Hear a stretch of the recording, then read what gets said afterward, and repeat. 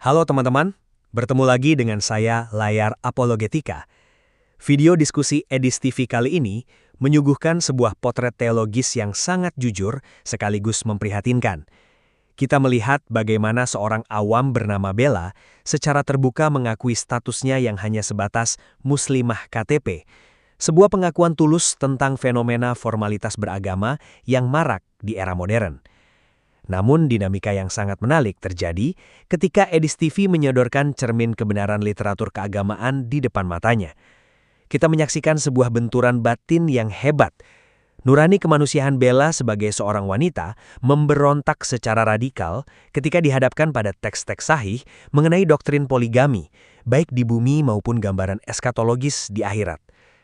Di bagian akhir video, kita akan bedah kebangkrutan narasi ini, sekaligus meletakkan sebuah standar komparatif yang radikal dengan surga Kristen yang kudus, mulia, dan berpusat pada kesucian spiritual.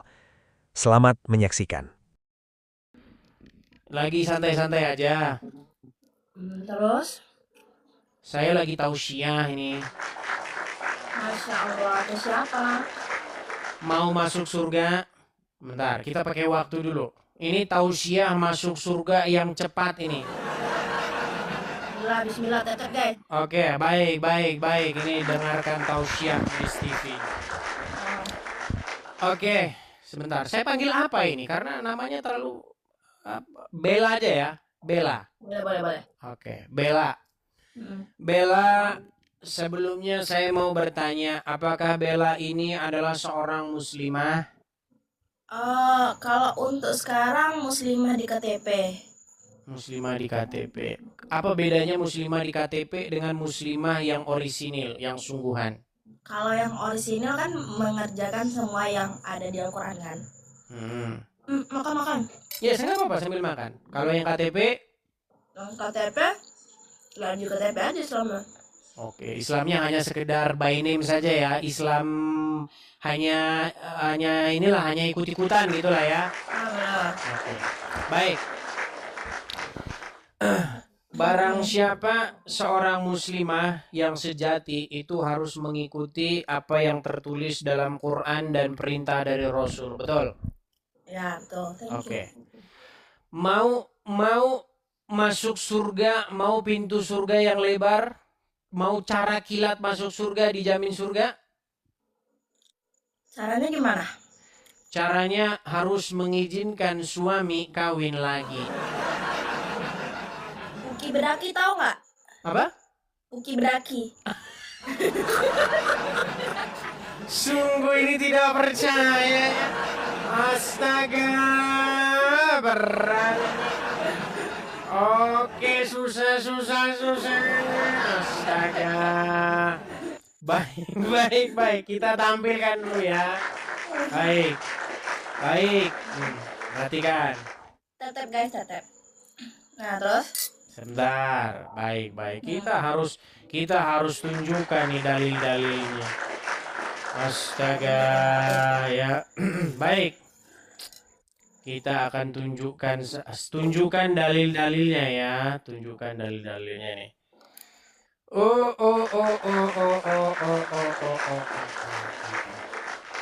Iya. Baik. Saya balikan ya kamera saya. Ini ada orang bertanya nih. Apa tuh? Oke, pertanyaannya begini. Jangan bilang berdaki. Ini pertanyaan seorang perempuan ya. Jika suami saya menikah lagi, apakah saya mendapatkan pahala? Nah, pertanyaannya begini. Apakah ada pahala bagi istri pertama yang bersabar dengan suami yang menikah lagi? Apakah ada pahala khusus dalam hal ini? Atau sama dengan pahala seorang istri pada umumnya yang taat kepada suaminya dan menunaikan kewajibannya? Nah, baik. Saya pernah mendengar bahwa pahala bagi seorang wanita yang bersabar dengan poligami suami lebih besar pahalanya dari seorang mukmin yang pergi untuk berjihad. Subhanallah. Ini luar biasa loh pahalanya ya. Bagi istri-istri yang mengizinkan suami kawin lagi. ya, lebih besar pahalanya daripada berjihad. Nah, maka saya menyetujui poligami suaminya lebih besar daripada jihad. Apakah ada dalilnya? Dan apakah ada yang mengetahui ada pahala yang lainnya? Baik, jawabannya. Alhamdulillah. Ya, dijawab nih. Dijawab ya. Kami belum mengetahui ada dalil yang sahih yang menyatakan tentang pahala yang Anda sebutkan. Akan tetapi, Imam Tabrani meriwayatkan dari Ibnu Mas'ud dari Nabi Shallallahu Alaihi Wasallam. Perhatikan, sungguh Allah telah menetapkan rasa cemburu kepada para wanita dan menetapkan jihad kepada para laki-laki. Barang siapa di antara mereka, maksudnya para wanita, itu bersabar karena iman dan penuh pengharapan, maka dia sama dengan pahala yang mati syahid. Begitu. Jadi kalau suami mau mengikuti sunnah Rasul, jadi harus ikhlas dan tawakal. Itu pahalanya besar loh. Bentar, tunggu dulu. Ah, silakan. Dengerin aku dulu. Silakan. Kamu emang mau punya istri lagi? Bukan saya, maksudnya suami Anda, gitu loh. Nah, kalau kamunya, sekarang aku tanya, kamunya mau nggak? Sayanya? Sayanya tidak. Nggak mau. Kenapa nggak mau, Pipi? Kan di situ ada hadisnya. Kenapa kamu nggak mau? Iya, karena nanti bisa saja kalau nambah istri itu bukannya rumah itu tambah sejuk, tambah tenang. Yang ada tambah piring terbang kemana-mana. Loh iya, gimana? Nanti piring terbang ke atas dan sebagainya. Berarti yang mau poligami ini yang sanggup-sanggup aja kan? Oke, sekarang saya tanya dulu. Saya balik dulu kamera saya. KTP kan masih lajang. Oh, masih lajang. KTP masih lajang. Enggak, itu bahasa-bahasa tertentu. KTP saya lajang.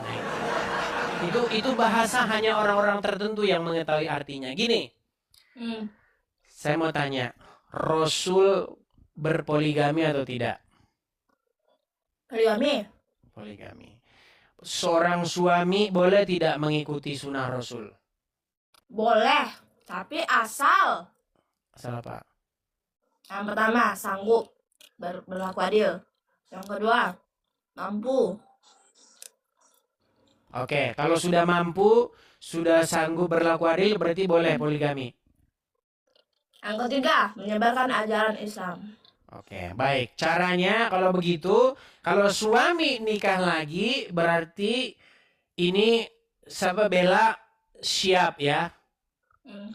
Siap ya? Loh, gimana? Tadi katanya siap. Pas lagi tidur, ku ambil itu lenjer, potong. Enggak, berat ini saudara-saudara. Sulit ini, aduh. Susah. Memang berat ini ya, mengajarkan hal-hal yang berat. Karena ini. zaman sekarang susah yang berlaku adil. Nggak ada yang bersikap seperti Nabi, yang ada bersikap seperti guguk. Tahu guguk tidak? Bersikap seperti guguk maksudnya gimana? Dogi tahu? Dogi style.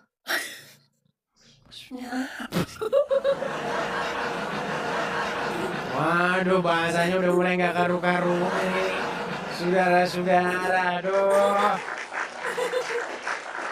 Oke lah, Bella. Saya cuma mau sampaikan begini, Bella. Ya, tadi sesuai dengan perkataanmu. Kamu menjadi seorang muslimah itu baru hanya KTP saja, ya. Dibilang KTP nggak juga sih, tapi boleh lah.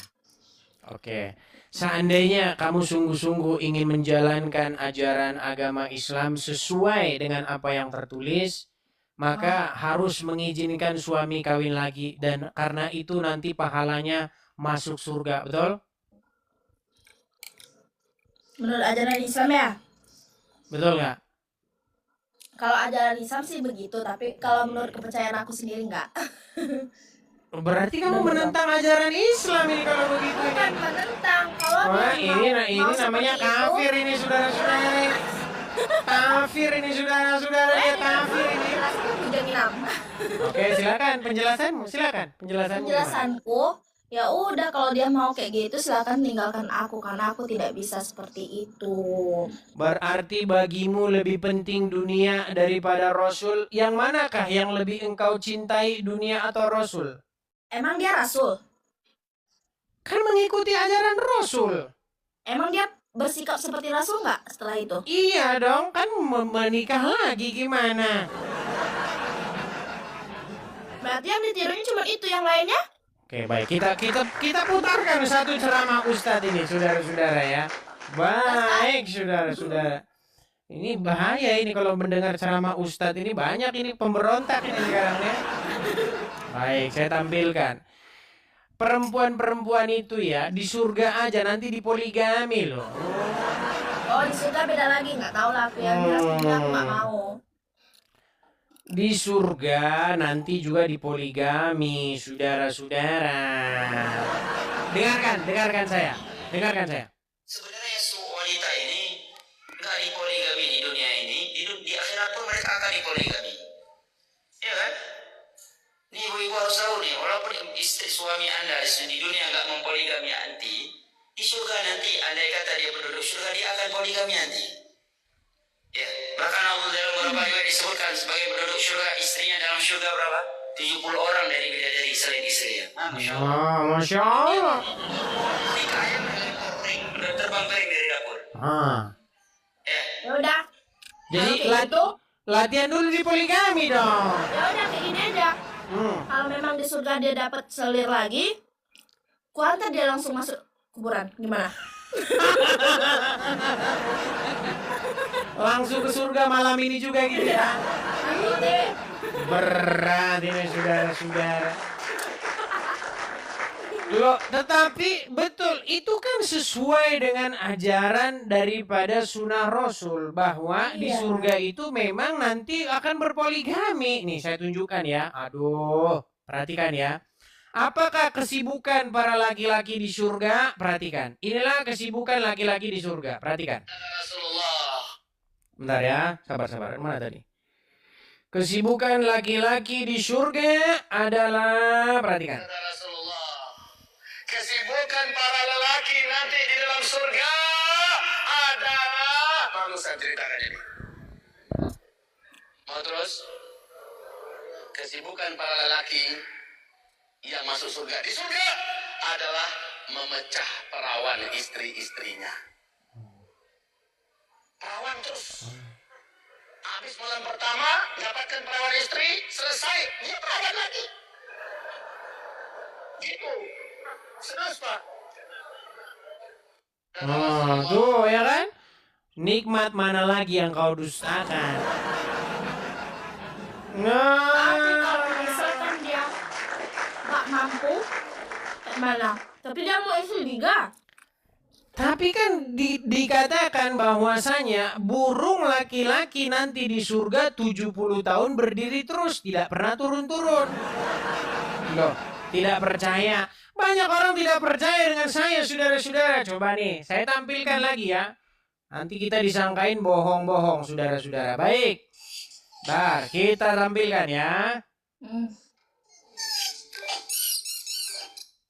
Kaum muslimin, tapi kata Rasulullah, kesibukan para lelaki nanti di dalam surga adalah, baru saya ceritakan ini. Mau terus?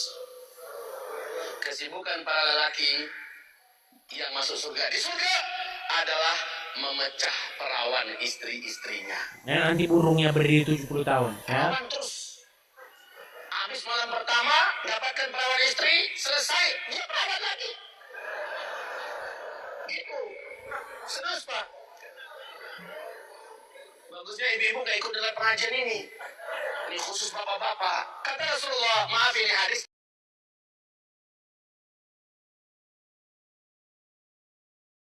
Al-Jauziyah. Judul aslinya adalah hadis.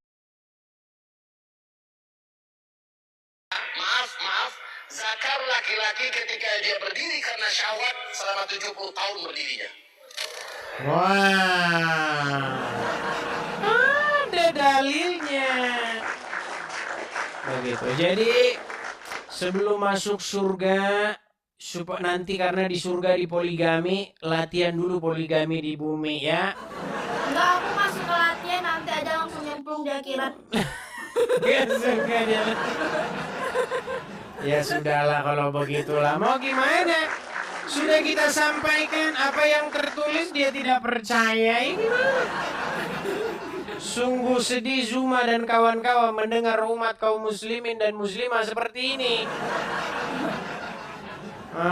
Sudah diutarakan. Pertanyaanku ya, emang yang ceramah itu udah pernah masuk surga? Kok tahu dia 70 tahun berdiri? Justru itulah makanya itu. Ini pertanyaan besar sepanjang abad. Masalahnya dia udah pernah ke surga belum, kok seolah-olah dia sudah tahu. Nah itu. Nah ini dia. Begitu. Karena ketika orang meninggal ada di dalam kuburan terus nggak bangun-bangun, bagaimana dia tahu? Aku heran. Tumben Jangan dia mengarang bebas ini. Ini cerdas nih sudah. Tapi banyak juga ya yang mencurigai sesuatu. Ini mencurigation begitu ya. Oke, tapi apakah dia fair atau tidak? Kita tes. Fair atau tidak dia? Begini, Nah, Bella. ah, Pernah dengar pertanyaan dalam kubur? nggak pernah. Tentang siapa nabimu, siapa Tuhanmu, siapa kitab sucimu, pernah dengar? Oh, kalau di belajar pernah, tapi kalau secara langsung dalam kuburnya belum pernah. Ya maksudnya belajar. Oke. Kan ditanya nanti man rabbuka, siapa Tuhanmu? Terus ditanya man nabiyuka, siapa nabimu? Pertanyaan saya, waktu tadi Ustadz ceramah begitu, kamu bilang emang lu udah pernah ke surga? Nah sekarang untuk pertanyaan yang sama ini, kenapa Anda di sini percaya bahwa nanti di surga ditanyain kayak begitu? Silakan. Karena itu juga tertulis dalam kitab Al-Quran. Gak ada di dalam Quran begitu. Ada. Oke, tunjukkan di ayat berapa? Dari Al-Fatihah sampai Anas, dari Anas ke Al-Fatihah saya sudah khatam Hadis Al-Quran. lebih dari 100 kali. Bacakan, di mana? Guys, hadis atau Al-Qurannya aku lupa lagi. Mana ada itu dalam Quran? Man robbuka, man nabiuka, itu nggak ada dalam Quran. Nah, terus? Oke lah Bella, karena Bella juga selalu menolak ajaran-ajaran yang tertulis, jadi ya. Nggak nolak loh, aku emang ada Besok. nolak dari tadi. Tadi katanya tidak mau dipoligami, gimana? Oh, itu nolak ya? Ya iya, berarti menolak ajaran. Oke lah Bella, Ya. sampai ketemu lagi ya. Terima kasih Yuk. Bella. Oke. Sehat selalu, betul, bye-bye. Yo, bye. Berat ini ya, saudara-saudara ya. Banyak dari mereka ini hanya membaca huruf-huruf Arabnya, tidak dibaca terjemahannya, sehingga ketika dibaca terjemahannya mereka kaget. Nah. Oke lah. Mari kita bedah kebangkrutan narasi teologis di video tadi secara kritis dan tajam. Kita mulai dari yang pertama, anomali Muslim KTP, pengakuan jujur di balik identitas administratif. Diskusi tadi diawali dengan sebuah klarifikasi identitas yang sangat krusial. Ketika Edis TV menanyakan status keimanan Bella, jawaban yang keluar adalah sebuah tamparan bagi institusi indoktrinasi. Kalau untuk sekarang, muslimah di KTP. Edis TV kemudian mengejar dengan pertanyaan metodologis yang sangat tajam. Apa bedanya muslimah KTP dengan muslimah yang orisinil? Bella dengan sangat jujur menjawab bahwa muslimah yang orisinil adalah mereka yang mengerjakan semua yang tertulis di dalam Al-Quran, sementara muslim KTP hanyalah Islam by meme atau sekedar ikut-ikut orang tua. Secara sosiologis, pengakuan Bella ini membongkar rapuhnya fondasi keagamaan generasi hari ini. Mereka memakai label agama bukan karena memahami kebenaran teologisnya, melainkan karena keterpaksaan kultural dan hukum negara. Edis TV memanfaatkan poin ini untuk membangun premis dasar yang kokoh. Jika seorang muslimah sejati wajib tunduk pada setiap teks Al-Quran dan perintah Rasul, maka menolak salah satu bagian dari syariat tersebut secara sadar menjatuhkan status keimanan seseorang menjadi cacat di hadapan hukum teologisnya sendiri. Yang kedua, dilema poligami antara janji syahid dan insting akal sehat. Edis TV kemudian melempar umpan teologis yang sangat provokatif, namun sepenuhnya berbasis data literatur. Mau masuk surga dengan cara kilat? Caranya harus mengizinkan suami kawin lagi. Umpan ini langsung direspon oleh Bella dengan makian kasar dan penolakan mentah-mentah. Untuk membuktikan bahwa argumennya bukan karangan fiktif, Edis TV menyodorkan hadis riwayat Tobrani dari Ibnu Mas'ud yang menjelaskan sebuah doktrin bahwa Allah telah menetapkan rasa cemburu bagi wanita dan jihad bagi laki-laki. Barang siapa di antara wanita yang bersabar karena iman dan penuh pengharapan melihat suaminya berpoligami, maka ia dijanjikan pahala yang setara dengan orang yang mati syahid. Disinilah kebobrokan psikologi dogmatis itu telanjang bulat. Teks hadis tersebut mencoba mereduksi trauma emosional seorang istri yang dimadu sebagai sebuah bentuk jihad spiritual dengan iming-iming surga instan. Namun, ketika Bella ditanya apakah ia mau suaminya kelak mempraktikkan sunnah ini, fitrah kemanusiaannya memberontak secara radikal. Bella berargumen bahwa poligami zaman sekarang tidak ada laki-laki yang bisa berlaku adil layaknya Nabi, melainkan banyak yang bersikap seperti binatang atau bersikap seperti guguk atau dogi. Bantahan Bella bahkan berujung pada ancaman ekstrim yang mengerikan. Kalau aku tahu dia kayak gitu, pas tidur, aku ambil lenjernya, potong. Mari kita analisis secara kritis. Pernyataan Bella ini adalah bukti otentik bahwa hukum moral internal di dalam diri manusia, hati nurani, seringkali jauh lebih superior daripada dogma tekstual yang dipaksakan. Bella menyadari secara logis bahwa poligami merusak tatanan rumah tangga dan menghancurkan kedamaian psikologis seorang wanita. Ketika ia dengan tegas menolak aturan tersebut dengan berkata, kalau ajaran Islam sih begitu, tapi kalau menurut kepercayaan aku sendiri enggak, ia secara otomatis telah memposisikan dirinya di luar koridor keimanan agamanya sendiri. Edis TV dengan sangat tepat mengunci posisi ini. Secara doktrinal, menolak aturan Rasul demi opini pribadi adalah bentuk kekafiran fungsional. Bella lebih memilih menjadi pemberontak syariat daripada harus mengorbankan harga dirinya di bawah kaki sistem poligami. Yang ketiga, eskatologi sensual, degradasi surga menjadi rumah bordil abadi. Keruntuhan total narasi lawan diskusi semakin diperparah ketika Edis TV melangkah lebih jauh ke ranah eskatologi atau akhirat. Edis TV memutarkan video ceramah seorang ustadz yang dengan sangat eksplisit menjelaskan nasib para wanita di akhirat. Sekalipun seorang istri berhasil menjaga suaminya agar tidak berpoligami di bumi, di surga nanti sang istri jika ia masuk surga tetap akan mempoligaminya dengan minimal 70 orang bidadari. Edis TV memperkuat fakta ini dengan merujuk langsung ke kitab rujukan utama para ulama, yaitu Tamasya ke Surga atau Hadir al-Arwah ila Biladil Afrah, karya Syekh Ibnu Qayyim al-Jauzi. Di dalam literatur tersebut tercantum sebuah hadis yang menyatakan bahwa kesibukan utama para laki-laki di dalam surga adalah memecah perawan istri-istrinya. Setiap kali selesai berhubungan intim, sang istri akan kembali menjadi perawan.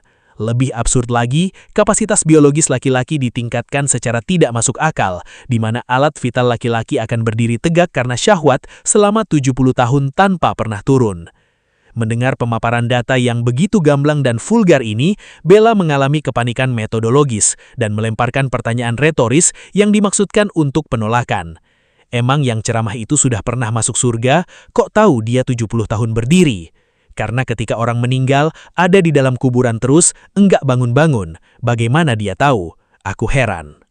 Pertanyaan kritis Bella ini sebenarnya adalah bom waktu yang menghancurkan seluruh sistem teologi agamanya sendiri.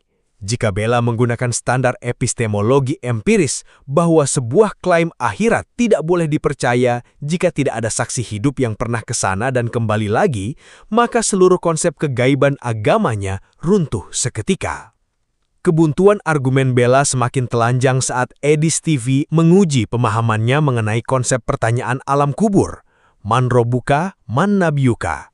Bella dengan sangat yakin bersikeras bahwa teks tanya-jawab kubur tersebut tertulis jelas di dalam Al-Quran. Disinilah anomali literasi itu tersingkap lebar. Edis TV yang justru memiliki rekam jejak membaca dan mengkaji Al-Quran hingga ratusan kali untuk menguji keabsahan teksnya, mematahkan klaim Bella dengan telak. Edis TV membuktikan bahwa teks tanya-jawab kubur tersebut sama sekali tidak ada di dalam Al-Quran, melainkan hanya ada di dalam tradisi hadis. Ketidaktahuan Bella terhadap detail kitab sucinya sendiri, sementara ia begitu gigih mempertahankannya secara emosional, menunjukkan bahwa keimanan dogmatisnya dibangun di atas fondasi asumsi, bukan pengetahuan literatur yang valid. Yang keempat, komparasi teologis. Surga Syahwat abad ke-7 versus surga Kristen yang kudus. Melalui diskusi tadi, Edis TV berhasil memperlihatkan kontras yang sangat radikal antara dua konsep keabadian jika dibandingkan dengan ajaran Kristen. Dalam teologi Kristen, surga sama sekali bukan sebuah tempat rekreasi biologis yang dirancang untuk memuaskan fantasi fisik kaum patriarki kuno.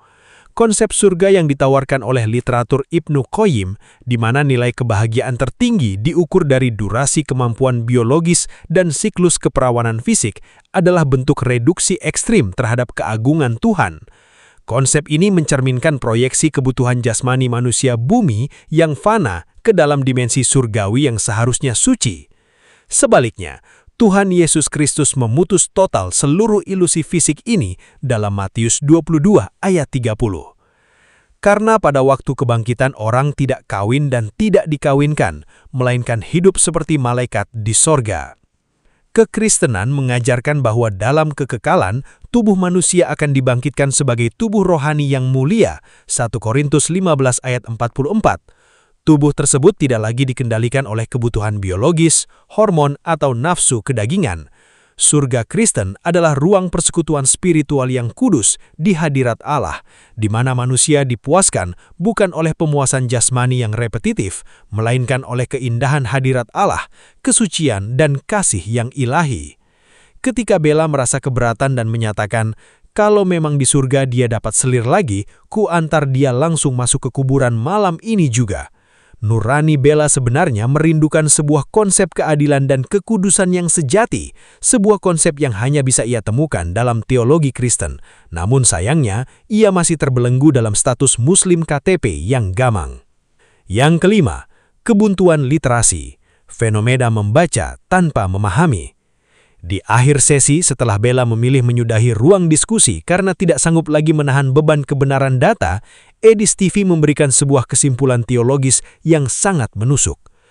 Banyak dari mereka ini hanya membaca huruf-huruf Arabnya, tidak dibaca terjemahannya, sehingga ketika dibaca terjemahannya, mereka kaget.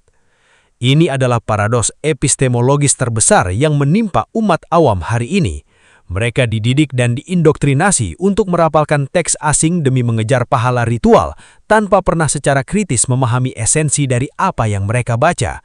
Akibatnya, ketika ada apologet Kristen seperti Edis TV yang membacakan langsung terjemahan teks sahih dari kitab-kitab rujukan utama mereka sendiri, mereka mengalami guncangan psikologis, culture shock. Mereka mendapati sebuah kenyataan pahit bahwa apa yang mereka bela mati-matian ternyata menyimpan narasi-narasi sensual jasmani yang tidak sanggup diterima oleh moralitas akal sehat mereka sendiri. Terima kasih telah menyaksikan video ini sampai akhir. Jangan lupa like, komen, dan share. Sampai jumpa lagi di video berikutnya.